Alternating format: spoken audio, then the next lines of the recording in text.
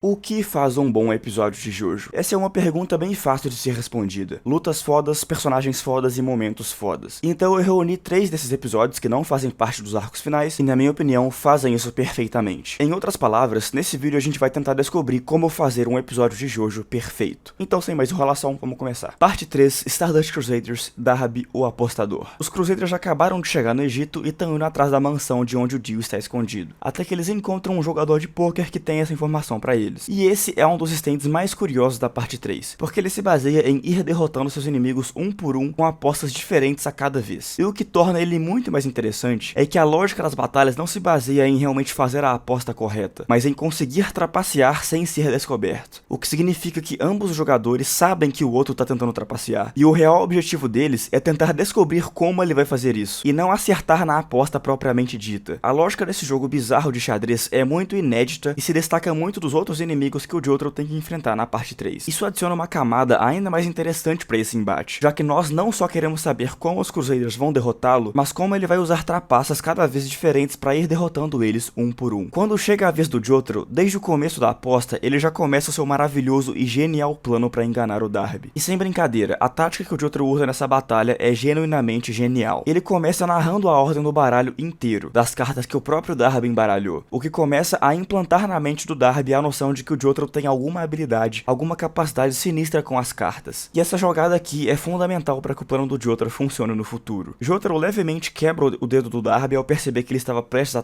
trapacear, o que implanta novamente a ideia de que o Star Platinum é ridiculamente rápido e preciso. E aqui começa o genial plano do Jotaro. Após perder a primeira rodada, os jogadores recebem suas novas cartas e a gente vê que o Darby tem uma quadra de reis, que no poker é uma combinação ridiculamente forte de cartas. E nesse momento, o Jotaro faz algo completamente ridículo. Ele começa a aumentar a aposta sem sequer olhar suas cartas, o que parece completamente absurdo, e realmente é, até porque a gente também descobre que não só o Darby tem o baralho inteiro decorado, como o garoto que está distribuindo as cartas é um cúmplice do Darby, e propositalmente deu cartas mais fracas pro Jotaro. Ou seja, todos eles sabem as cartas do Jotaro e sabem que elas são horríveis, além do fato de que o Darby já tem as cartas vencedoras. E isso tudo significa, é impossível o Jotaro vencer, já está tudo perdido. E aqui o Jotaro começa a demonstrar a sua inabalável inteligência emocional também, já que, apesar de tudo indicar que ele está completamente perdido, ele mantém sua expressão de certeza absoluta, como se ele soubesse de algo que o Darby não faz a menor ideia. Isso começa a fazer com que o próprio Darby questione suas táticas que realmente são infalíveis, ou pelo menos eram pra ser. Porque como? Como o Jotaro tem tanta certeza de que vai ganhar? Como isso é possível? Eu sei que ele tem cartas ruins, eu tenho certeza absoluta disso. E o plano do Jotaro continua. Ele usa a velocidade do Star Platinum para acender um cigarro de forma que o Darby não conseguiria ver isso acontecendo. Então, na visão dele, simplesmente brotou um cigarro aceso na boca do Jotaro. E isso continua a implantar a mesma ideia na cabeça do Darby, de que o Star Platinum é ridiculamente, inexplicavelmente rápido. Tão rápido que ele consegue acender um cigarro na sua frente sem você perceber. E será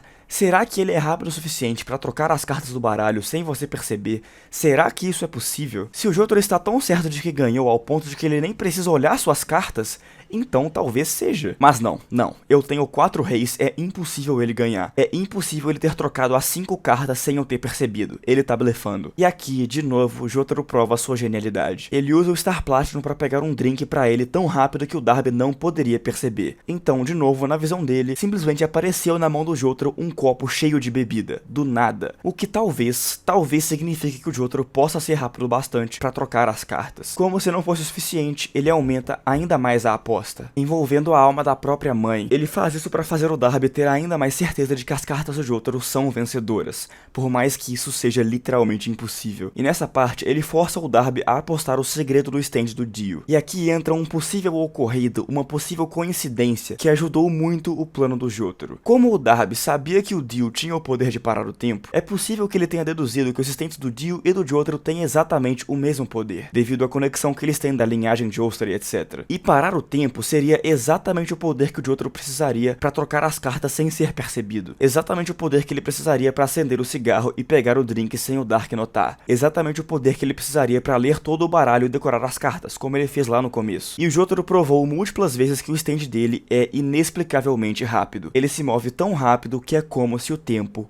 parasse. Então realmente, é possível que o Star Platinum tenha trocado as cartas. É possível que ele tenha parado o tempo. Um detalhe muito importante para esse plano é o fato de que o Jotaro conscientemente não olhou as próprias cartas, já que se ele tivesse feito isso, ele teria visto que não tinha nada e teria surtado, o que estragaria o seu blefe. E o que é mais impressionante é o fato de que o Jotaro não precisou realmente parar o tempo ou trocar as cartas para vencer. Ele só precisou convencer o Darby de que ele era capaz de fazer isso, ao lentamente ir implantando na cabeça dele a ideia de que o Star Platinum é inexplicavelmente rápido. Em outras palavras, o Jotaro precisou blefar até a morte. Esse episódio é incrível. É uma das únicas vezes que o Jotaro realmente consegue provar que é foda de uma forma criativa e inesperada, tanto pro seu adversário quanto pra nós que estamos assistindo. Eu gostaria muito que a parte 3 tivesse mais episódios assim, que fogem um pouco do óbvio e que realmente te deixam intrigado sobre como o Jotaro vai conseguir derrotar seu adversário. Em questão de episódios individuais, eu tenho plena certeza de que esse é um dos melhores que Jojo tem a oferecer. Parte 6, Stone Ocean Jailhouse Lock. Nesse episódio, a Jolene está prestes a escapar da prisão, mas pra isso ela vai ter que enfrentar o último usuário de stand que o White Snake, que o Pucci mandou pra cima dela, tendo esse no caso o Jailhouse Lock. Isso já dá um peso narrativo a mais pra essa batalha que nenhuma outra tem, porque você realmente tá ansioso pra que a Jolene consiga escapar da prisão, já que esse tem sido o grande objetivo dela desde que a parte 6 começou praticamente, o que nos deixa com muito mais vontade de ver a Jolene conseguir derrotar essa mulher, porque a gente quer ver ela escapar desde o começo, entendeu? Essa luta também tem um elemento que poucas outras têm, que é o fato de que a usuária de stand se revela logo no começo do episódio. Ela revela não só quem ela é, mas também a forma de seu stand, e também já dá uma ideia de qual poder ela tem. E isso tudo antes da luta sequer começar, o que já dá um elemento de mistério muito maior pra essa luta que praticamente nenhuma outra tem. O que eu gosto muito também nesse stand do Jailhouse Lock é que ele é um poder que vai além do físico, tá ligado? Não é um poder que vai te matar te espancando até a morte. É um poder que vai te matar te torturando psicologicamente, mexendo com a sua noção, com a sua percepção do espaço, do tempo e da realidade. E eu adoro quando o Araki é criativo pra criar um poder que é desse jeito, tá ligado? Esse tipo de stand normalmente é o meu favorito. E essa luta também já começa te confundindo de uma forma muito inesperada, já que a Jolene vai atacar a Miu Miu, mas de repente é teletransportada pra outro lugar completamente diferente. E a gente realmente fica sem entender o que aconteceu. Ela começa a perceber que tem escrituras no próprio corpo e que ela só pode se lembrar de 3 coisas a cada vez e que ela precisa derrotar essa tal de Miu Miu, que ela nem sabe quem é. Ou seja, a gente ainda tá muito confuso sobre o que de fato aconteceu. E esse é um dos aspectos que eu mais gosto desse episódio, que é o quão capaz ele é de te deixar confuso, tá ligado? De te deixar sem entender nada, sem entender quem é o inimigo, do que ele é capaz e qual é o poder dele. Então a Jolene pergunta pra Guess: eu estou fazendo a mesma pergunta várias vezes, e aqui nós começamos a entender melhor a encrenca em que a Jolene se meteu. Percebemos que esse stand não vai ser um daqueles que ela vai poder esmurrar até a morte. Ela vai ter que ser bem mais criativa que isso. Então nós entendemos qual é o poder do Jailhouse Lock. Toda vez que a Jolene absorve 3 novas informações, ela perde a memória completamente e não sabe nem onde ela tá, porque ela tá ali e por que ela tá fazendo o que ela tá fazendo. E é um dos poderes mais criativos que eu já vi o Araki criando. A Jolene perde a memória várias vezes durante o episódio, e por causa disso ela tá perdida em inúmeras situações diferentes, das quais ela precisa escapar, mas sem sequer saber por que ela tá ali. E ela sempre precisa dar um jeito de recuperar sua memória primeiro pra fazer isso, o que garante um dinamismo muito bom pra progressão do episódio, já que ela tá constantemente em situações diferentes. A real capacidade de terror que esse stand representa é demonstrada no ciclo em que o Empório é colocado, já que ele constantemente esquece que ele tá numa situação de curto-circuito e fica se dando um choque de novo e de novo e de novo. Isso realmente deixa claro o quão difícil de ser derrotado é o Jailhouse Lock, porque ele representa exatamente porque stands são um sistema de poder tão bom, já que ele possui um poder que fisicamente é mais fraco, mas que ataca seus alvos de outra maneira. Em outras palavras, um stand mais fraco com um poder bizarramente específico consegue derrotar stands muito mais poderosos, sem contradizer nenhuma regra desse universo e desse sistema de poder. Por isso stands são fodas e por isso esse stand é uma representação muito boa disso. E em todos esses ciclos que a Jolene perde a memória, ela chega cada vez mais perto de perceber que ela tá em apuros e que precisa derrotar o stand, mas sempre esquece de tudo antes de conseguir. E isso vai te agoniando cada vez mais, porque ela sempre se mete cada vez em uma situação diferente e nunca sabe como foi parar ali. E essa urgência constante de ela sempre precisar descobrir onde ela tá, o que precisa fazer e como escapar dali é o que torna esse episódio tão bom, na minha opinião. Primeiro, ela está perseguindo a Miu Miu, mas perde a memória e percebe que na verdade era ela quem estava sendo perseguida. Então ela tem que descobrir por que ela tá ali e por que os policiais estão atrás dela. Segundo, ela chega até o quarto do Empório, eles trocam algumas informações e chegam muito perto de conseguir desvendar tudo, mas logo em seguida ambos esquecem de tudo. De novo, então eles têm que descobrir por que eles estão ali e quem eles têm que derrotar. Terceiro, a Miu Miu encontra os dois na sala e vai dar 4 tiros nele com uma pistola, o que é garantido que irá acertá-los, já que a Jolene só ia conseguir reagir até o terceiro tiro. Mas aqui a Jolene demonstra novamente por que ela é a melhor Jojo, já que se ela olhar para os tiros pelo reflexo da água, os tiros só contam como uma única informação, então ela consegue se lembrar de todos eles. É isso que a gente gosta de ver em Jojo. Personagens com poderes mais limitados, encontrando soluções bizarramente específicas e criativas para derrotar seus inimigos. Quarto, ela está quase derrotando a Mew Mew, mas os guardas são chamados e ela consegue escapar. Então agora, cercada de guardas, ela precisa de novo descobrir onde ela tá e por que ela tá ali. A Mew Mew encurrala ela, e por ela já ter retido a informação de que 3 guardas estão indo atrás dela, ela não consegue ver mais nenhum guarda e nem a Mew Mew. Ou seja, ela está sendo surrada e nem sabe por quê. E aqui a Jolyne vai lembrar a gente de novo que ela é filha de Jotaro Kujo. O Impor aparece e relembra ela da Mew Mew, só que ele faz isso apresentando pra ela as informações em código binário, ou seja, apenas com zeros e uns, o que faz com que, não importa o quanto ele passa de informações pra ela, só vão ser contabilizadas 2 informações. A Jolyne usa seus fios pra imprimir o código binário e agora ela tem tudo o que precisa pra sentar o sarrafo nessa mulher. Essa é a forma perfeita de lutas de stands, soluções específicas e criativas para os problemas, demonstrando a versatilidade absurda que esse sistema de poder tem e especificamente a versatilidade absurda que a Jolyne como lutadora tem, provando de uma vez por todas que se você não gosta da Jolyne, você está simplesmente equivocado. A Mew Mew é derrotada e eles escapam da prisão, dando início à reta final de Stone Ocean, que é na minha opinião o ápice do Araki no universo original. Os últimos arcos da parte 6 são simplesmente incríveis e o Araki não poderia ter escrito um obstáculo final melhor para Jolyne enfrentar antes de ser recompensada com a fuga da prisão. Jailhouse Lock é foda demais e esse arco deveria ter mais reconhecimento. Parte 4, Diamond is Unbreakable, vamos comer comida italiana. Esse episódio se destaca muito não só dos da parte 4, mas de Jojo como um todo. A intriga desse episódio já começa na sinopse, que diferente dos outros 2 episódios que eu falei, não será atrelada à narrativa principal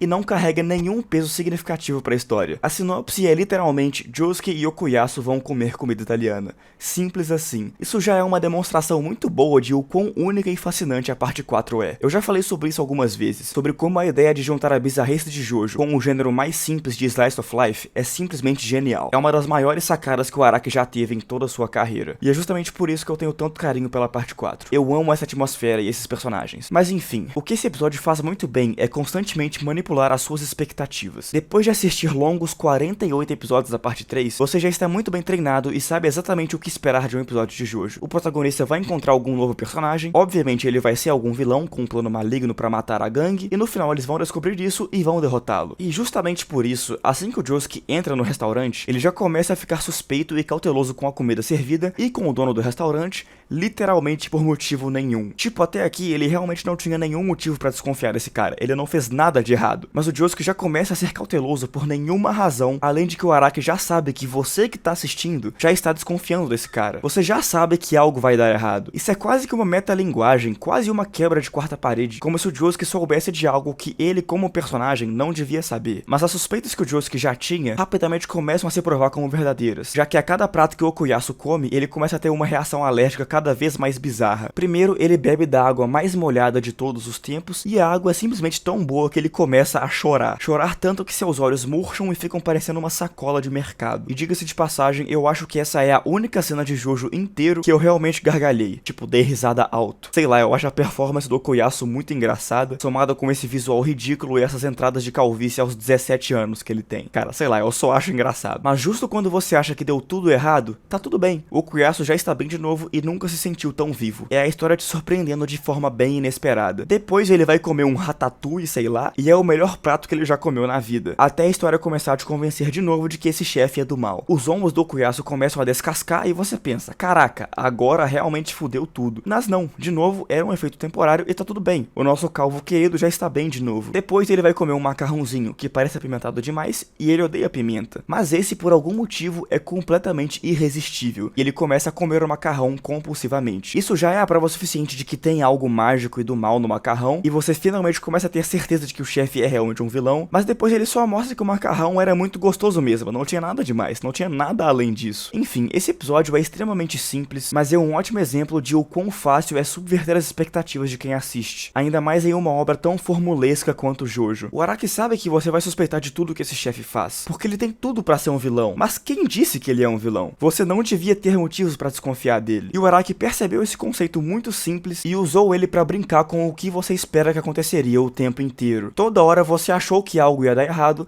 mas estava tudo bem, estava tudo certo. Você nunca teve motivos pra se preocupar, e o Josuke também não. Esse episódio é praticamente um filler, completamente descartável, mas é um dos que eu mais gosto porque tem alguns momentos cômicos genuinamente genuinamente engraçados, e ele consegue usar artifícios narrativos muito simples pra brincar com as nossas expectativas e perceber que realmente não faz sentido nenhum a gente suspeitar de tudo e todos em um contexto da vida real. O que também entra muito de acordo com a proposta da parte 4, que é colocar pessoas comuns e ordinárias pra lidar com acontecimentos completamente ridículos, bizarros e de fora desse mundo. Por isso o Josuke vai ficar cauteloso até mesmo com o chefe que só quer fazer comida e ficar suave. É muito bom. Esse episódio é o exemplo perfeito de por que a parte 4 é tão única e se destaca muito das outras. E é isso. É assim que se faz um bom episódio de Jojo.